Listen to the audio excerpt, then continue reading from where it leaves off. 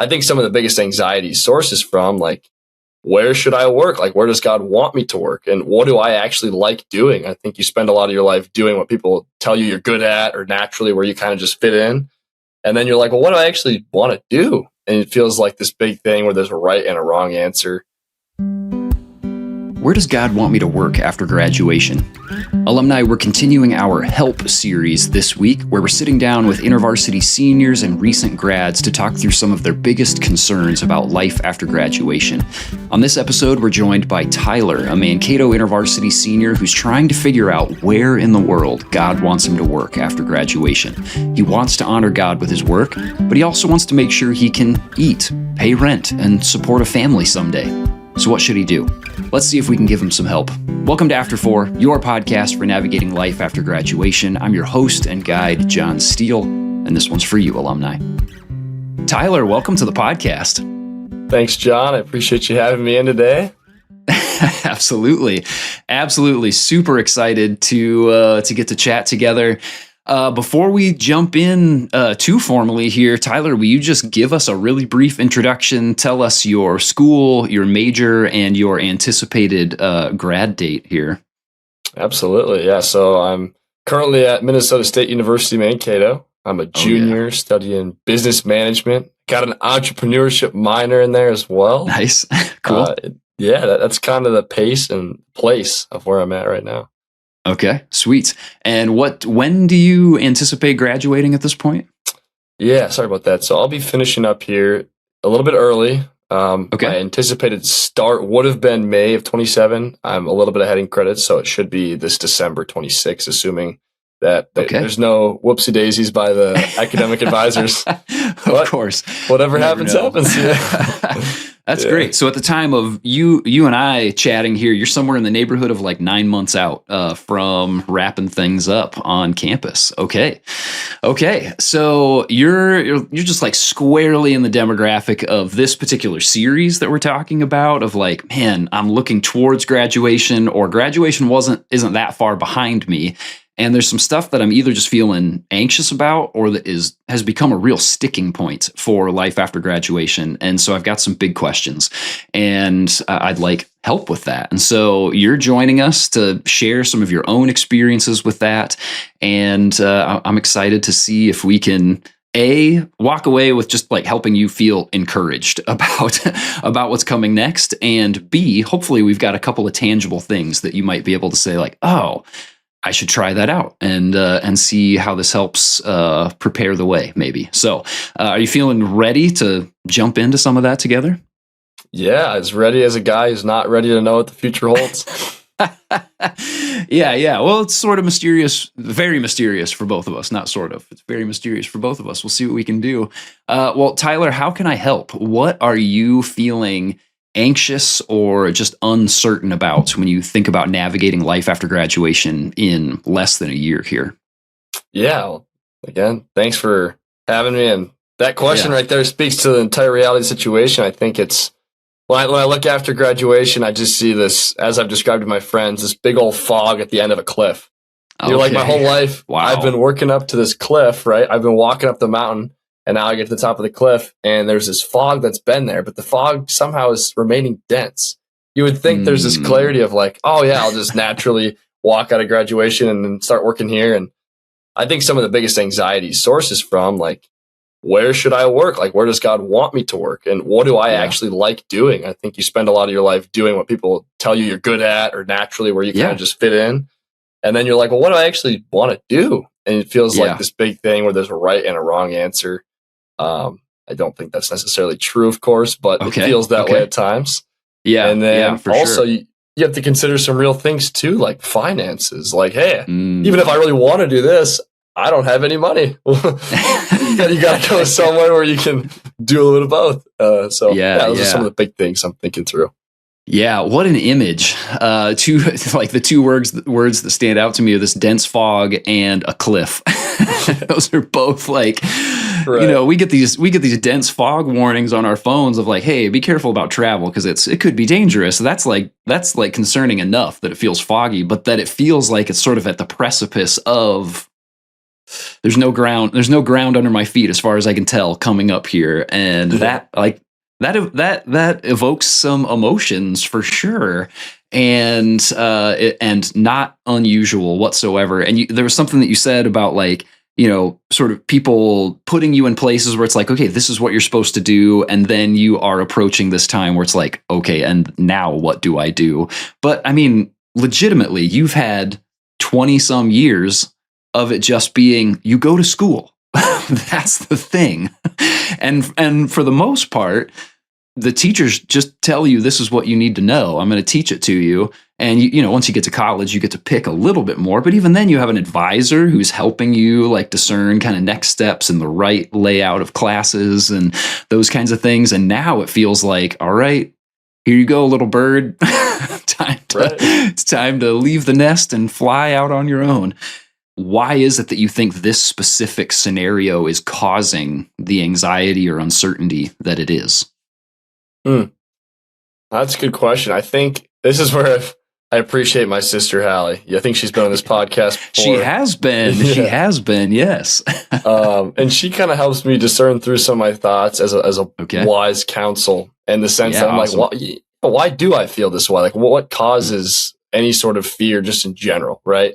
Yeah. As the Bible says, it's like, why would we have any fear about tomorrow? There's no need to, because we know the author of all things. So if that's true, and if he's the rock, he's our fortress, if he's truly God of all creation and we're actually pursuing his will, there has to be some sort of security and like, okay, he's got me, right? And not just me. Absolutely. Like, and it's for his glory. And even if I make mistakes, like there is a way back through grace, So thinking through some of those things, it really eases your mind. But I think knowing myself, you asked what causes it for me. I'm a people pleaser. So I want to do what makes others happy and put smiles on people's faces. I don't want to disobey God, of course. It's like it's a healthy fear of God that can turn into an unhealthy fear, in the sense of, like I said, you lack grace for yourself. But also you just feel like you're supposed to know, maybe. Or like you said, I'm used to being told my whole life, like, this is the rubric for life. There's school, here's the assignment. I go execute, I come back. Yeah. But at some point, all of a sudden, it's like they pull the rug out and there's like, actually, there was no rubric at all. People were all making it up. Yeah. We were pretending the whole time that there was like this order for structured society. Yeah. Even the teachers. Know. Yeah. The teachers I have, like, they're like, I kind of just fell into it. I don't know. Yeah. So, wow. All those things combined. I mean, you just named so many things there, and it already speaking to a couple of the things that I'm wondering about, and that's maybe some of the expectations or assumptions that you might have about this next season of life. And there were a couple of things that, like, I should just know at this point. I should just know that was one, and two. I heard you say earlier that, like, what is the thing God wants me to do? You said something similar to that. And it makes me wonder if those maybe are a couple of assumptions that you're holding on to. Is that like, well, by now I should have enough information to just absolutely know without question what I should be doing. And two, there's one perfect trajectory for where God wants my life to go. And if I don't hit it, then I'm off track. So does that feel? Am I picking up on some of? Is that reality for you? You're feeling some of those things. Yeah, absolutely. I think that it sums up how I think. Whether I realize it's flawed or not, it definitely sums up how I think. Yeah. Well, and it leads into maybe some thoughts of like, I've put a lot of time and effort into my education, and so I have I think it's right for you to, or it's understandable that you would say, like, I should have a really good idea of what I should do next. And also, I think you desire to make wise choices and you want to be obedient to where God is leading you. And so that can maybe also narrow our minds unnecessarily sometimes to say, therefore, there's just one right way to do this. And if I pick the wrong thing, then I'm on a divergent course from the Lord's will, and my life is just going to suck moving forward. Well, that's, just to add on to that, I think you make a good point, because this is something I've been thinking through too. You get to that reality where you're like, okay, there is this one right trajectory. And then you go, well, if that's not true, that means I could do 100 things. within God's will, right? And they would all be equally good. And I've heard my friends say this recently. They're saying, this is not from a Bible verse, take that with a grain of salt, but yeah, sure. God's will is a playground in the sense that he doesn't really care if I'm on a swing or on like the little weird shovel thingy that comes up in the sand and scoops. Yeah. It's more about how I'm doing it, and am I pursuing a relationship with him in that? Am I trying to shut him out and be independent? Is my life about me, or is it about his kingdom? And this is why we study the word. We have to literally plead with God that he would open our hearts to love him more and see him more for who he is. Because otherwise you get lost in the details and the money and the housing and the rent and all these little details that don't matter. So that analogy has kind of kept me on there is no one right answer. But right, it's like, yes, interesting way to think about it. And there might be some overtly wrong answers. Like there are some that are just like, if I apply a little bit of wisdom, I can just cross this off the list for sure. It's just not a good idea. And I will say, you mentioned before that you're a people pleaser. That will be a very important thing for you to be able to do, is to sit down and as objectively as possible, like, what are the things that maybe people are inviting you to do, or there might be some expectation for you that you might tend to say yes just because you don't want to let somebody down? And that is not the right reason to say yes to a next phase of life, especially if it is like, this is just something that I am not good at. Actually, it takes a lot of life from me. And this just is not the way that God has invited me to participate in his kingdom. And so I need to politely decline this person, even though it sort of hurts my soul a little bit to tell somebody no. That's funny. Yeah. As a fellow people pleaser, that is an issue that I've had from time to time. So one other thing that comes to my mind, Tyler, that sometimes I know I've had issues with is thinking that the world is divided into secular and sacred jobs. That I either need to, if I want to have a sacred job that is fully set in the will of God, then I need to pick something that is overtly ministry. Like that is what I must do. And if I don't do that and I pick a secular job that is in the world of business, like you're studying entrepreneurship, like something like that you're like, I want to build something, but I feel like I'm supposed to be in ministry. And maybe you are. Like, I don't want to discredit that whatsoever. Maybe you are supposed to be. But we can unnecessarily separate those and say, well, if I go into the workforce that is not overtly ministry related, then it's a secular job and it's for me. And I'm choosing something selfish.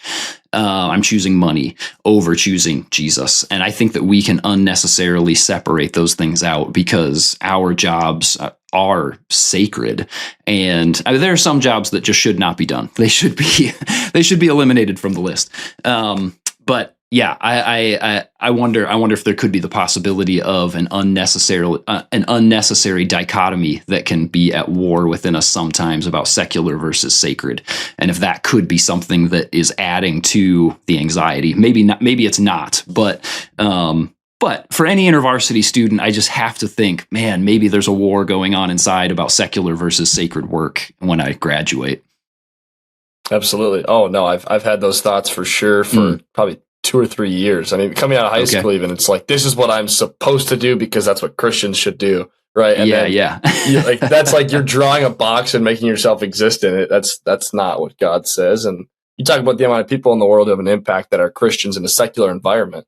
It's so needed that we would go and be in the world and not just like, okay, we're going to stay in the church over here and everybody else, right? Because otherwise you're just this little bubble, right? And the world never actually experiences the light or the salt that Jesus says we are in the Sermon on the Mount, right? So exactly. And that's and it may be, as I already said, it may be that the Lord is inviting you into an overtly ministry job, but to feel like I need to say yes to this because this is the Christian thing to do. That's like, okay, all right, let's think through why we're saying yes to what we say yes to. Tyler, I have a couple other questions here to help us just keep painting a picture and getting dig a little further into this. Can I ask, what are some of the options that are floating around in your mind right now that you're like, oh man, where do I go with these? What are some of the options you're considering? Yeah, great question. So funny enough, we're talking about the secular versus sacred divide. I'm looking at internships for this coming summer right now. And literally in the conversation, I had an interview this morning with Menards, so that's for a management internship. And that's awesome. Obviously not working in a church or working for a food shelf or a nonprofit, but I'm not feeling bad about it, right? It's like, this could certainly be a spot where God has me going. Otherwise, I'm applying to Pulse Evangelism's summer internship as well, which is very much so focused on moving the gospel into the world and building skills to do that. So kind of discerning, like, both could be good. Both have different financial impacts, of course. Both look a little different for my calendar, for how I spend my time. And it's, those are two options. Otherwise, thinking about InterVarsity as a place where I could pursue a staff position with them long term. Talking with our local chapter lead, Steve, about some of those opportunities. Good old Steve. Good old Steve. Steve Baby's awesome. And then also looking at an opportunity again, like Dayton Freight, another like just random management logistics operations internship.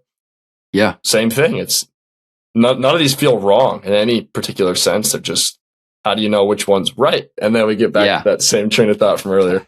I wonder, Tyler, if you knew that you couldn't fail, what would you do? Like, if you knew that it would not let anybody down and that you would just soar, even if it's not on that list. It doesn't have to be one of those 4, but maybe if it's more helpful to keep it in those 4 that you just mentioned, if you couldn't fail, what would you do?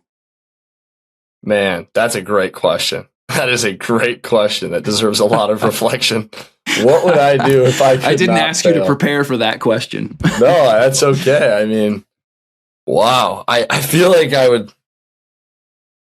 I'd probably pick a job like either.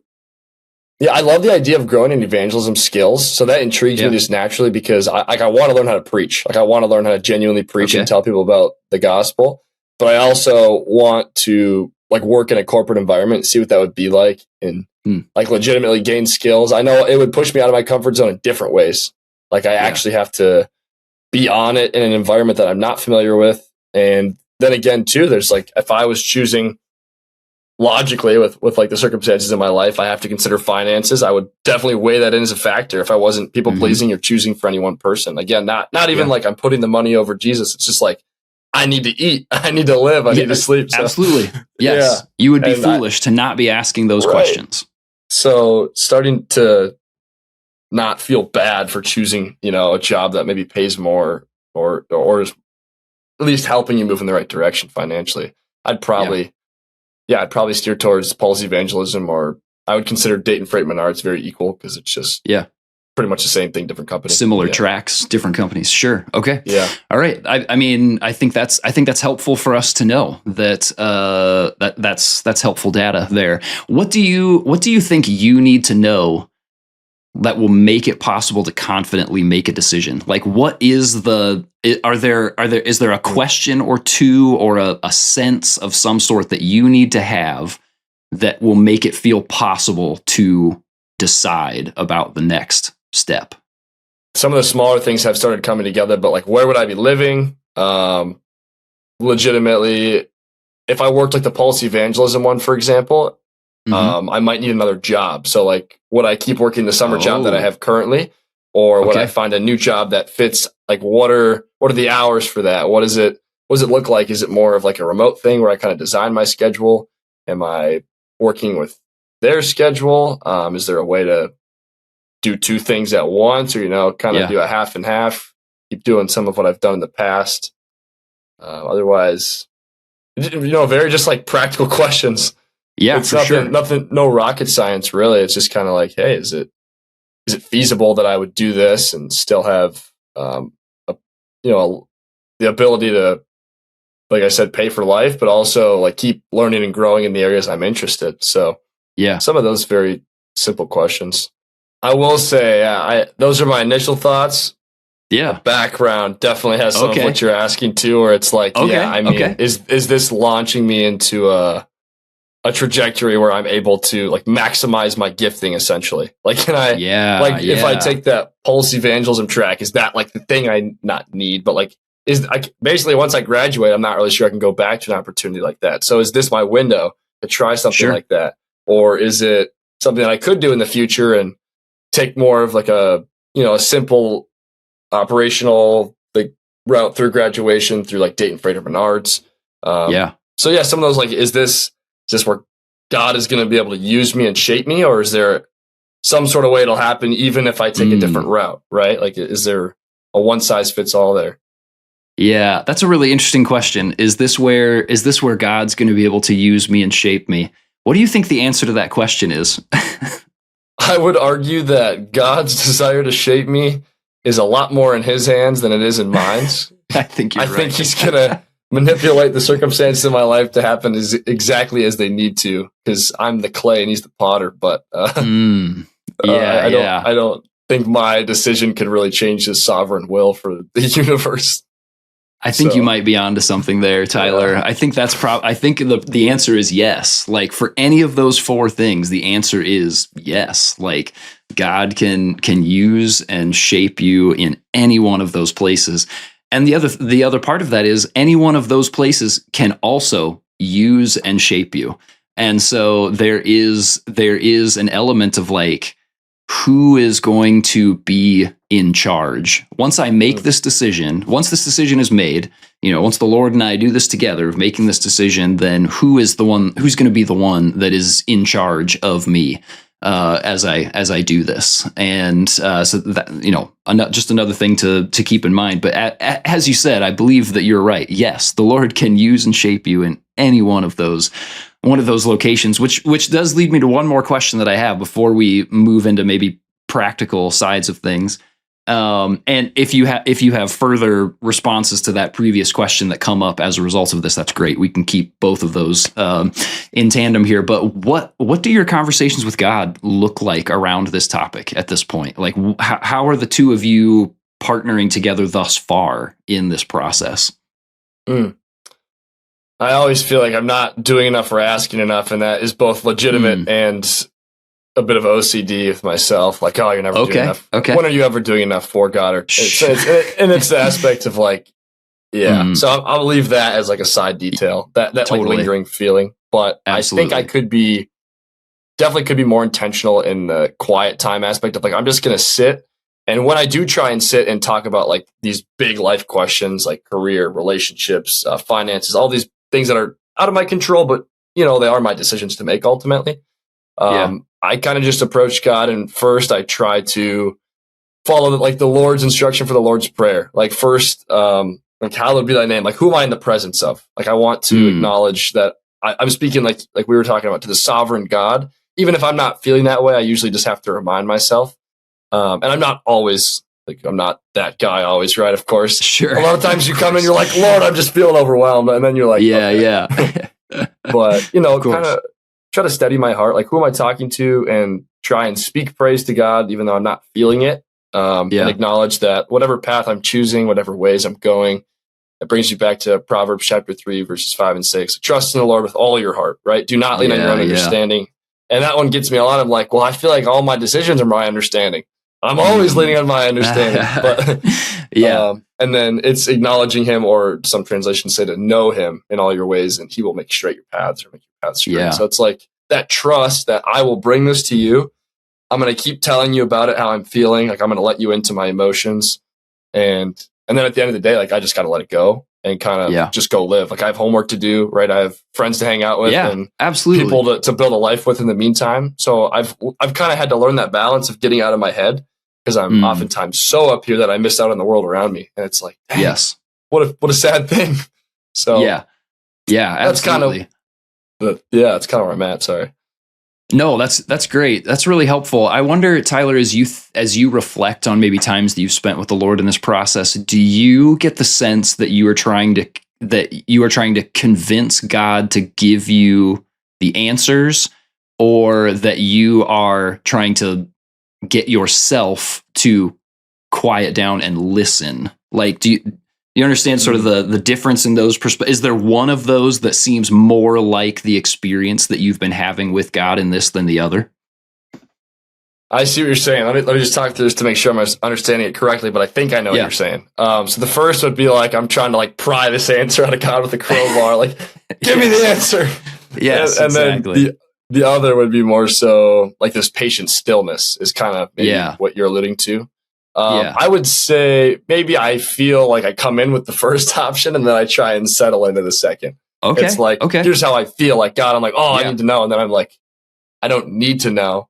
But that's where I said I need to really work on, I think, increasing my stillness before God. And this is not even to get answers. Like, we don't come to God as like this mystic magic being who just, vending machine shoots us.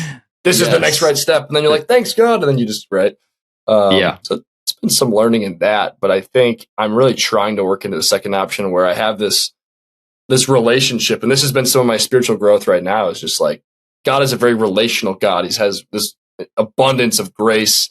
You talk about some of the core foundations of our faith is like, we are saved by, grace alone through faith. It's like, there's nothing I can do to have this right standing with him to begin with. So just coming with that heart and then being like, okay, and there's this profound sense of gratitude that I should have or must have, or I want to have for what has been done for me, right? For the blood of Christ, literally exchanging my death for righteousness. So I'm just literally trying to go back to the basics in order to reestablish, a focused, quiet time. And then from there, I think, like you said, trying to get away from the crowbar, like, tell me, God, and more so just like, what are you trying to speak to my heart today in any facet of my life? Yeah. And then if there's something that you want to tell me about this work specifically, although I will say this might be something you can speak into. I feel at times too, I'm like I'm not allowed to ask God, or maybe not allowed, but like, I don't want it to be just transactional. So then I almost shy away from asking like really specific questions, or like, is this correct? Or is this something I should steer away from? And I almost don't like asking those sometimes because it feels too transactional. Sure. But, if that's a way of putting it. Yeah, for sure. Well, that speaks into absolutely some of the things that I'm wondering as far as next steps for you. I will say, from my perspective, take this with a grain of salt because it's just me. But I mean, I think there are places in Scripture that tell us to come and to ask, and like the Lord gives good gifts to His children, and that He enjoys us coming before Him. And like you said, it's not just transactional of like, he's sort of like our genie in the bottle, like, okay, give me my wishes for the day. But that if it is coming before Him and saying like, Lord, I want to partner with you really well. And I know that your way is what's best. And I know that oftentimes I'm at war. I can be at war with that way, and I don't want to be. Like, I really want to follow you in this. I think that God's going to honor that request, Tyler. Like, I really think that God knows your heart and that He sees you thinking through this and wanting to be wise about your decisions, and to come before God and to say, can we work together on this? Would you help me? Like, help me make a really good decision here. I don't think that there's any reason to shy away from that and to be consistent. One last question. I already said I only had one last question, but I thought of another one, and that's, Tyler, do you think it's possible that there isn't a wrong answer? Do you think it's possible that the Lord has given you 4 really awesome ideas that He's like, Tyler, there are literally millions of things that you could do. I've narrowed it down to 4 or 5 for you. Why don't you just pick one? I like that perspective a lot. I've never thought about it that way. And given my indecisive nature, I've realized too, so my personality, I think, can come across often as like the guy who sits back, kind of waits for stuff to come to me, or, like maybe doesn't take as much initiative, even though like people would say, I think I'm hardworking, like I'm a genuine guy. Like it might come across that I'm like this big procrastinator who's like not urgent, like not timely, and that is really just like this overflow of me being so much like, I want to do the right thing, like you said. Yeah. And then I sit and I wait and I discern and I discern and I discern and I discern. And eventually you get to the end of the rope and you're like, oh, I don't have a lot of time to make a decision. And for homework, that can be like, oh, I have a lot to do in a short amount of time all of a sudden, because I wanted to do it so well that I just like neglected starting. It's like that fear of failure, getting over perfectionism. And it all is like, from the smallest example to the biggest thing, it's all the same. It's the same source of the same problem, right? So, to exactly your point, I think it is legitimately possible that I could just pick something. And God has been so gracious and so kind to narrow it down to 4 options. Yeah. And and then continuing to partner with him in that option that I choose, like you said, I think is absolutely accurate. Yeah. So then I wonder, I mean, I have some thoughts for you maybe of things you could try, but I wonder just like as a result of this conversation, do you feel like there are some practical either next steps or things that you could lean into that would help you make a final decision about where it is that God's inviting you to work after you graduate? Yeah, in terms of tools, I think the first I'm going to use is that self-reflection question. Like, what would you do if you couldn't let anybody down? I really like that. Or if there wasn't like a wrong choice necessarily. Of course, like having already assumed that you've spent the time to be intentional and thoughtful in considering your options. So taking that, I'm going to use that legitimately. I'm going to go through each one and be like, is this something that I would do? Like if there was no outside person speaking into my ears or being like, hey, I really want you to do this because I think it could be good for you. Right? Like removing all the voices and just sitting there being like, what would I choose? Like God's given me a heart and a mind and passions and skills. So like, what would I choose based on those realities? I think that's one very, very powerful tool I'm going to try to apply. Awesome. And I mean, that goes into like every area of my life. So yeah, for sure. Absolutely. That I think that's awesome. And that essentially speaks into what I was gonna invite you to consider, this sort of examine mentality of like, as I go through my day, what does it look like for me to pause and to reflect and to think about like, where did I sense like that the Lord was leaning in with me in these places? And are there places where I sense like the Lord was sort of pulling back with me? And are those places where he is offering some encouragement for, or maybe saying like, maybe not. And to spend that time reflecting and growing in hearing the voice of the Lord and sensing his leadership in your life in these places. And the other one is something you've actually already said. I was going to ask you if there was somebody that you know, that you trust, that has a healthy relationship with their work. And it sounds to me like you and your sister are already like sort of vibing in that direction of like, what does it look like to go to her as somebody with wise counsel? Yeah, absolutely. I wouldn't say it's going to be tomorrow that I'll know, but I think I'm able to maybe rule out some things or maybe like rethink some of how I was thinking about my options, as you were saying, like not so much under this pressure of like, okay, there's a wrong, but maybe you just like, hey, maybe this isn't quite right for right now, or maybe this would be better. Kind of like on those darn multiple choice tests when the teachers will ask, which one is the best? Which is the best of these 4? And you're like, they're all good. They're really all good. Yeah, exactly. So. There you go. Like it's sort of it's almost like an embarrassment of riches to say like, man, God's given me a bunch of really awesome options here. Right. Like, okay, which if I couldn't screw it up, which I can't to some degree, like which one would I pick then? And to lead with that, last couple of things, a couple of resources that I would recommend to you, self-referencing resources here, I'll say, is that, we've been doing this podcast for years now, and we've had a bunch of really awesome conversations with experts. And so I would recommend this, a couple of episodes to you. One is episode 166, Where Does God Want Me to Go? Like literally the question you're asking, and it's developing tools for discernment. And the second is episode 112, which is a foundation for vocational transition.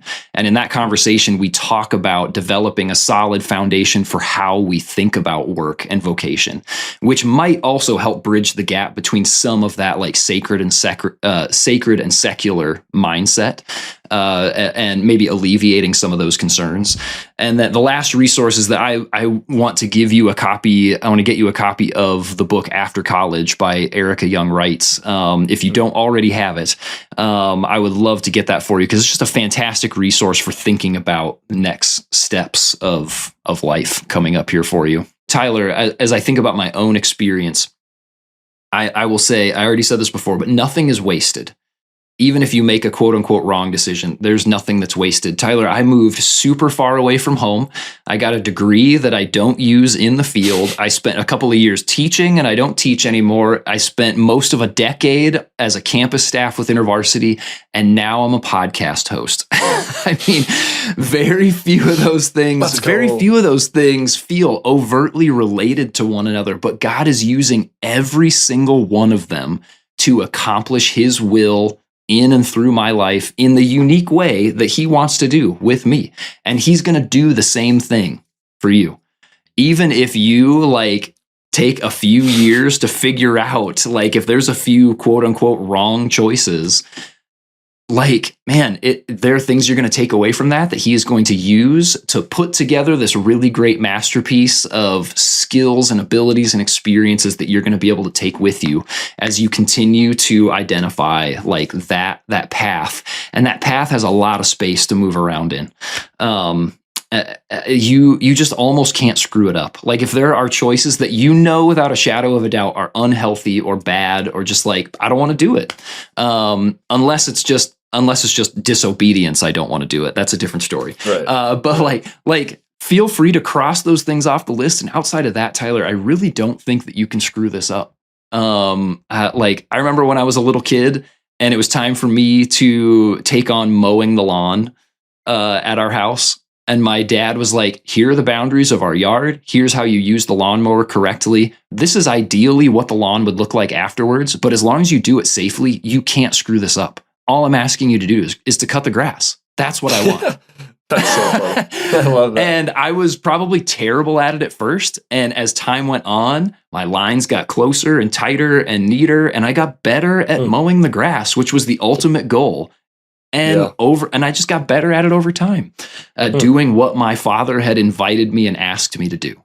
And I think the same thing is happening for you in this season of life, that God is inviting you to take steps, trusting him, that no matter where he takes you, no matter which direction you walk, he's going to walk with you, and he's going to be with you he's going to be waiting for you at the end. Like either way.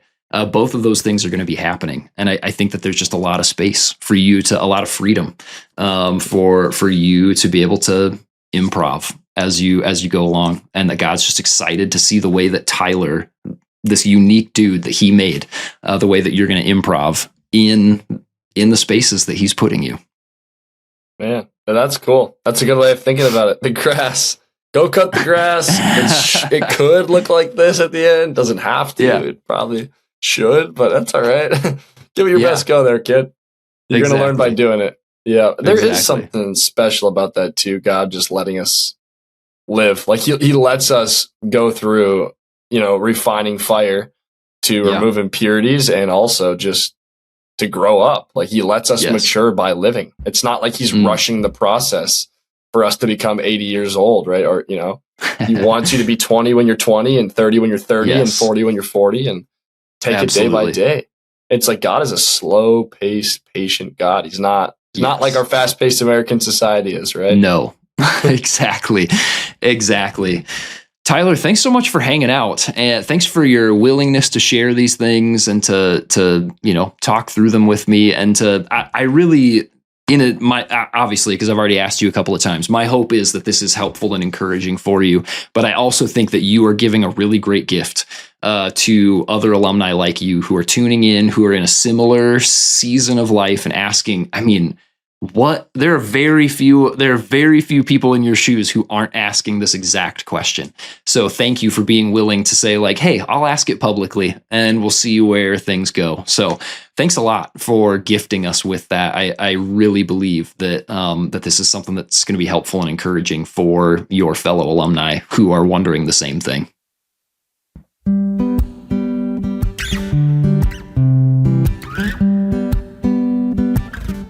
So where does God want you to work after graduation? It really matters, don't get me wrong, but not always for the reasons that we think. You likely aren't being faced with a single God-honoring decision and then one or more self-serving decisions that you're trying to demystify or discern between. My guess is that if a line of work is overtly sinful or self-serving, God has probably already made that clear to you.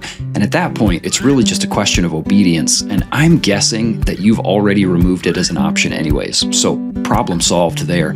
I think most of us are actually stuck trying to decide between a handful of good to great options that God has curated for us. The problem is that we're often getting stuck trying to find the deeper meaning, the one and only truly spiritual choice. And I think that's just not the decision that God's actually inviting us to make. most of the time at least. Like Tyler, I'll bet you're asking this question because you truly do want to honor God with your work.